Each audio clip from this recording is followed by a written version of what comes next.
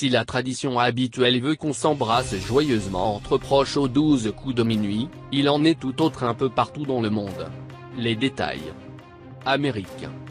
En Argentine, mettre des sous-vêtements roses neufs porterait chance en amour et permettrait d'attirer un nouvel amant.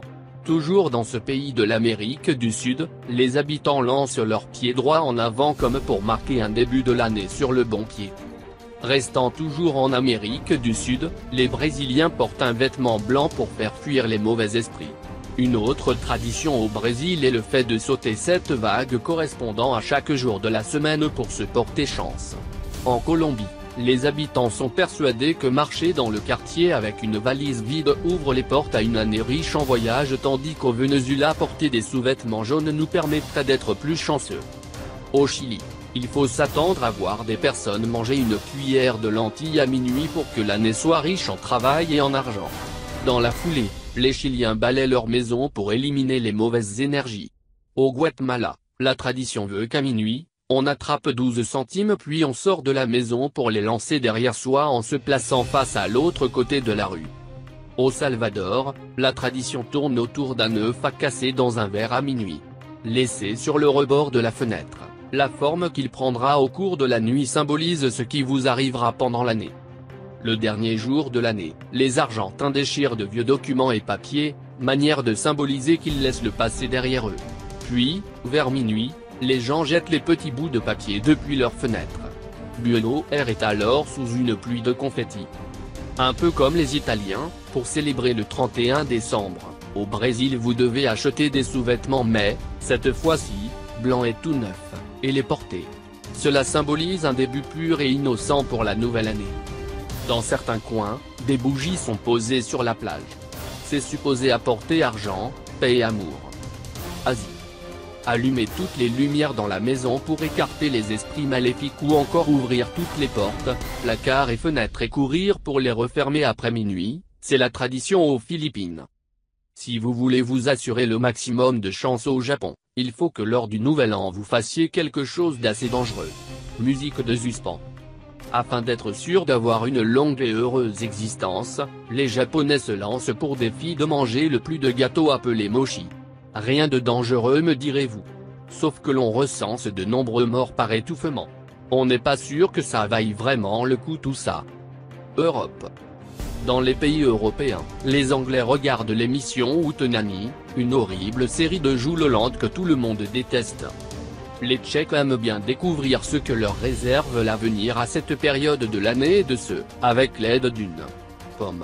Le fruit est coupé en deux et la forme du trognon détermine le destin de la personne. Si c'est une croix, c'est pas bon signe, mais si vous avez une étoile vous pouvez vous attendre à être un sacré vénard l'année suivante. En Finlande, les habitants jettent du métal fondu dans de l'eau froide pour deviner leur futur.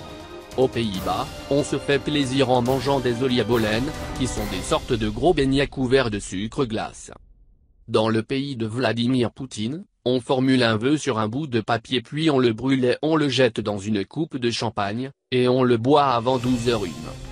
La tradition en Espagne est de manger un raisin à chaque coup de minuit pour la prospérité. Pour que l'année soit remplie de richesses, les Turcs lancent des grenades du haut du balcon. Plus elles éclatent, plus l'année à venir est censée être riche. Les Italiens ont réussi à rendre la toute innocente fête du Nouvel An un peu coquine. La tradition exige que tout le monde porte des sous-vêtements rouges le 31 décembre, peu importe que ce soit une culotte de grand-mère ou une petite culotte en dentelle, l'important c'est qu'elle soit rouge. À tel point que juste après Noël, les boutiques sont approvisionnées exclusivement de lingerie rouge. À savoir, on retrouve un peu la même coutume en Espagne et au Chili. Un peu moins sexy mais non moins traditionnel, les Italiens ont pour habitude de manger des pieds de cochon et des lentilles pour s'assurer de riantes finances pour l'année à venir. Les Grecs adorent jouer aux jeux de hasard à ce moment-là de l'année. Que ce soit à la maison ou bien au casino, on joue aux cartes ou aux dés dans l'espoir que le bonheur rayonnera sur l'heureux gagnant tout au long de l'année. Les Écossais aiment bien aider les autres, et en plus ils y voient l'occasion de s'attirer de la chance. Beaucoup de personnes espèrent ici qu'un jeune homme sympathique, jusqu'ici ça va, viendra frapper à la porte peu de temps après minuit tenant une bouteille de whisky, Un pain au raisin et un morceau de charbon noir, oui, c'est bizarre mais apparemment c'est un accessoire en vogue chez les Scottish.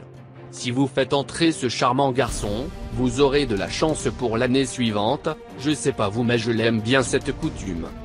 Australie. À l'autre bout du monde en Australie, c'est le vacarme total car les habitants marchent dans la rue en tapant bruyamment sur des ustensiles de cuisine à minuit.